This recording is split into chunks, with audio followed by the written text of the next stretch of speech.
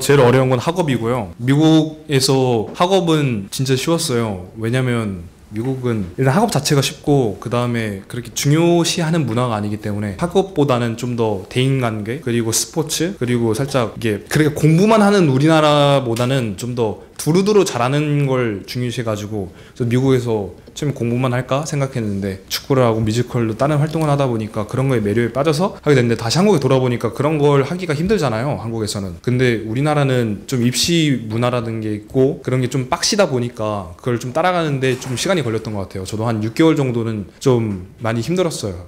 이게 다시 한국에 돌아와가지고 다시 정상으로 돌아갈 때까지가 많이 힘들었던 것 같습니다.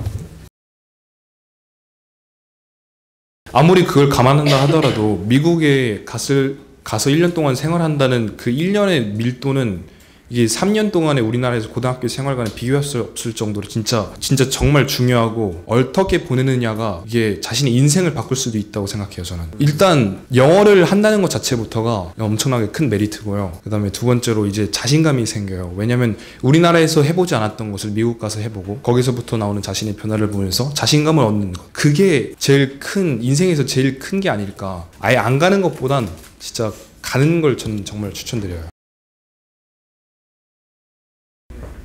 미국은 방학이 겨울 방학이 2주고요 12월 한 16일부터 1월 한 3, 4일까지 그리고 여름 방학이 6월 9일부터 저는 6월 9일부터 9월 1일까지였어요 3개월 동안. 저는 근데 미국에서 계속 방학을 보내기가 좀 그렇더라고요. 호스트 부모님한테도 좀 미안하고 이게 학교도 안 가는데 집에서 밥만 먹을 순 없잖아요.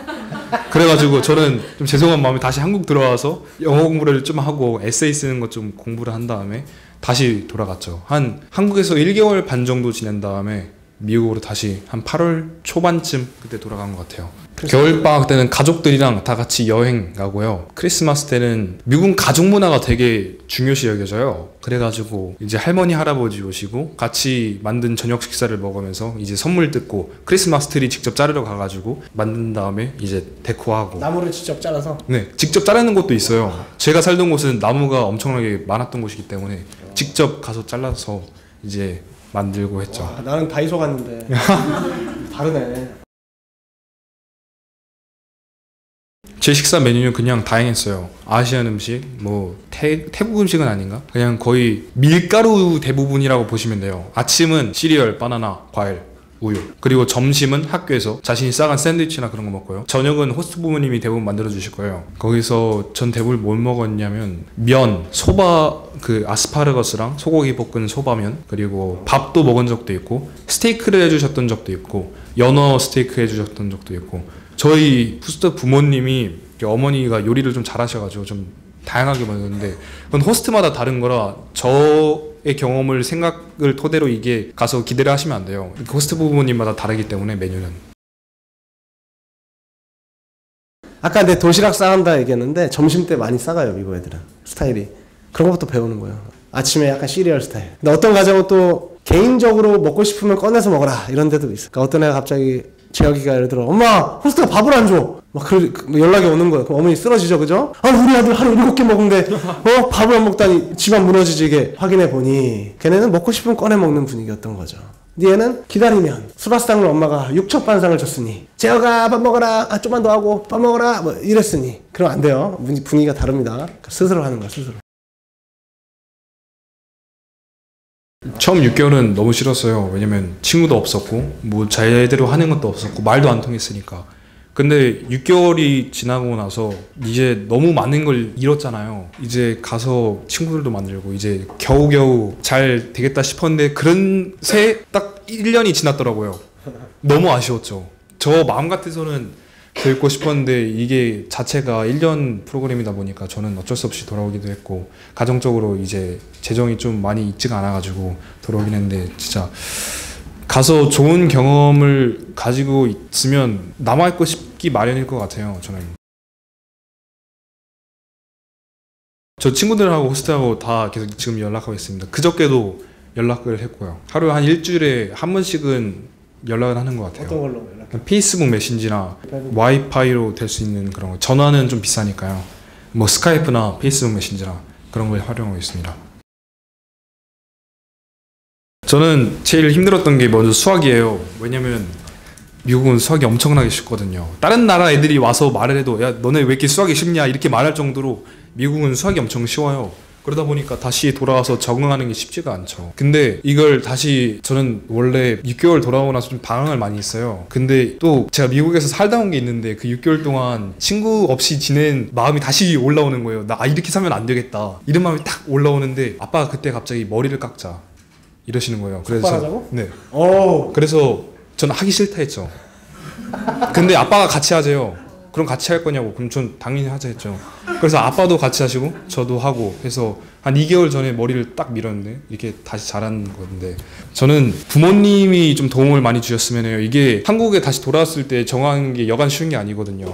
왜냐면 미국에서 1년 동안 갔다 온 그 생활이 너무 좋았다면 거기에 환상에 빠져가지고 이제 헬레를 할 수도 있고 제가 그랬고 아니면 너무 싫었다면 한국에 와서 너무 무기력하게 할 수도 있는데 그 부분을 부모님이 잘 건드려 주시고 케어해 주셔가지고 다시 동기부여를 해주시고 자신이 얼마나 널 아끼는지 자식을 아끼는지 사랑하는지 좀 그걸 보여주신다면 저희 아빠처럼 같이 머리를 자르신다는 거 그런 건 하시라는 건 아니고요. 머리 길다요. 아버지. 그냥 그런 마음을 보여주시면 자식도 스스로 이제 동기부여를 얻고 다시 자리를 잡을 것 같습니다.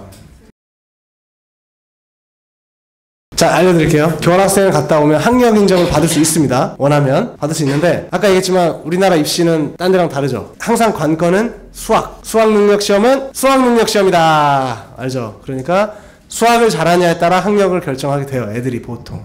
물론 가기 전에야 친구도 그렇고 내가 어떻게 동생들이랑 다녀 이 선배한테 들어볼게요. 그거는 그랬는데 수학을 잘하는 아이들은 따라갑니다. 갔다 와서 일단 영어를 완전히 잡았고 또 자립심과 성취감을 얻었으니 수학이 어렵다 그러면 올라가는 건 무리예요. 그거는 물론 중3 어릴 적 갔을 땐 괜찮아요. 중3 1학기 마치고 가는 게 첫 학기거든요.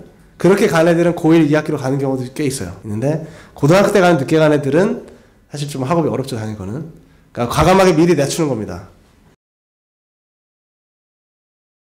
저는 신경을 안 썼어요. 왜냐면 미국은 친구들이랑 나이 차이 9학년부터 12학년까지 고등학교 학년이거든요. 그래서 9, 10, 11, 12 이게 나이 차이 3, 4살 정도 나는 애들이에요.